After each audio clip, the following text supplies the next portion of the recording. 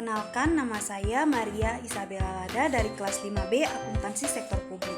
Pada kesempatan kali ini saya akan mempresentasikan hasil kerja saya tentang akuntansi aset tetap pada mata kuliah Akuntansi Pemerintahan Pusat.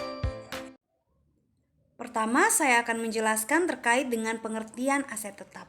Jadi, aset tetap adalah aset berwujud yang mempunyai masa manfaat lebih dari 12 bulan untuk digunakan atau dimaksudkan untuk digunakan dalam kegiatan pemerintah daerah atau dimanfaatkan oleh masyarakat umum.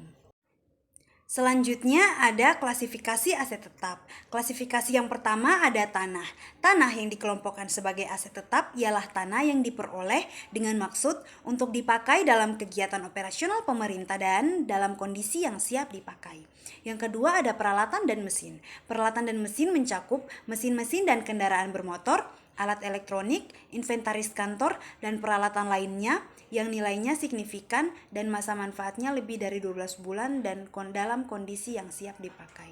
Yang ketiga ada gedung dan bangunan. Gedung dan bangunan mencakup seluruh gedung dan bangunan yang diperoleh dengan maksud untuk dipakai dalam kegiatan operasional pemerintah dan dalam kondisi yang siap dipakai. Yang keempat ada jalan irigasi dan jaringan. Jalan irigasi dan jaringan mencakup jalan irigasi dan jaringan yang dibangun oleh pemerintah daerah serta dimiliki atau dikuasai oleh pemerintah daerah dan dalam kondisi yang siap dipakai. Yang kelima, aset tetap lainnya. Aset tetap lainnya mencakup aset tetap yang tidak dapat dikelompokkan ke dalam kelompok aset tetap di atas yang diperoleh dan dimanfaatkan untuk kegiatan operasional pemerintah daerah di dalam kondisi yang siap dipakai. Yang keenam ada konstruksi dalam pengerjaan. Konstruksi dalam pengerjaan mencakup aset tetap yang sedang dalam proses pembangunan, namun pada tanggal laporan keuangan belum selesai seluruhnya. Selanjutnya ada pengakuan aset tetap. Aset tetap diakui pada saat manfaat ekonomi masa depan dapat diperoleh dan nilainya dapat diukur dengan handal.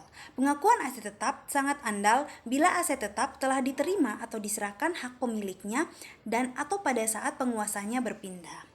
Apabila perolehan aset tetap belum didukung dengan bukti secara hukum, dikarenakan masih adanya suatu proses administrasi yang diharuskan seperti pembelian tanah yang masih harus diselesaikan, proses jual beli atau akta, dan sertifikat kepemilikannya di instansi yang berwenang, maka aset tetap tersebut tetap diakui pada saat pembelian atau pembayaran dan dicatat dalam CALK atau catatan atas laporan keuangan bahwa tanah tersebut belum bersertifikat dan masih dalam proses pengurusan. Selanjutnya ada kriteria aset tetap. Yang pertama berwujud, yang kedua mempunyai masa manfaat lebih dari 12 bulan, yang ketiga biaya perolehan dapat diukur secara andal, yang keempat tidak dimaksudkan untuk dijual dalam operasi normal entitas, yang kelima diperoleh atau dibangun dengan maksud untuk digunakan, yang keenam merupakan objek pemeliharaan atau memerlukan biaya ataupun ongkos untuk dipelihara, dan yang ketujuh nilai rupiah pembelian barang material atau pengeluaran untuk pembelian barang tersebut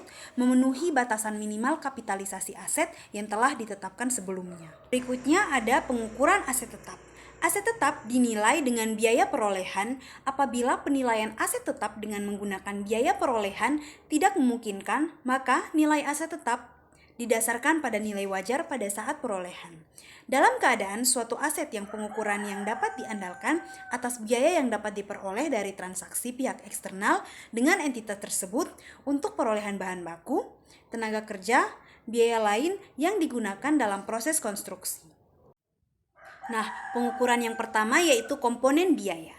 Biaya perolehan suatu aset tetap terdiri dari harga belinya atau konstruksinya, termaksud bea impor dan setiap biaya yang dapat diatribusikan secara langsung dalam membawa aset tersebut ke kondisi yang membuat aset tersebut dapat bekerja untuk penggunaan yang telah dimaksudkan. Yang kedua, konstruksi dalam pengerjaan. Jika penyelesaian pengerjaan suatu aset tetap melebihi dan atau melewati satu periode tahun anggaran, maka aset tetap yang belum selesai tersebut digolongkan dan dilaporkan sebagai konstruksi dalam pengerjaan sampai dengan aset tersebut selesai dan siap untuk dipakai. Yang ketiga, perolehan secara gabungan.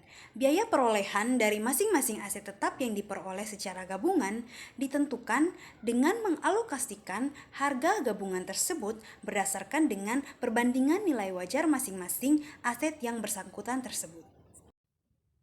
Yang keempat, ada pertukaran aset. Suatu aset dapat tetap diperoleh melalui pertukaran atau pertukaran sebagai aset tetap yang tidak serupa atau aset lainnya. Biaya dari pos semacam itu diukur berdasarkan nilai wajar aset yang diperolehnya, itu nilai ekuivalen atas nilai tercatat aset yang dilepas setelah disesuaikan dengan jumlah setiap kas atau setara kas dan kewajiban lain yang ditransfer ataupun yang diserahkan. Yang kelima, ada aset donasi. Aset donasi adalah aset tetap yang diperoleh dari sumbangan atau donasi, harus dicatat sebesar nilai wajar pada saat perolehannya.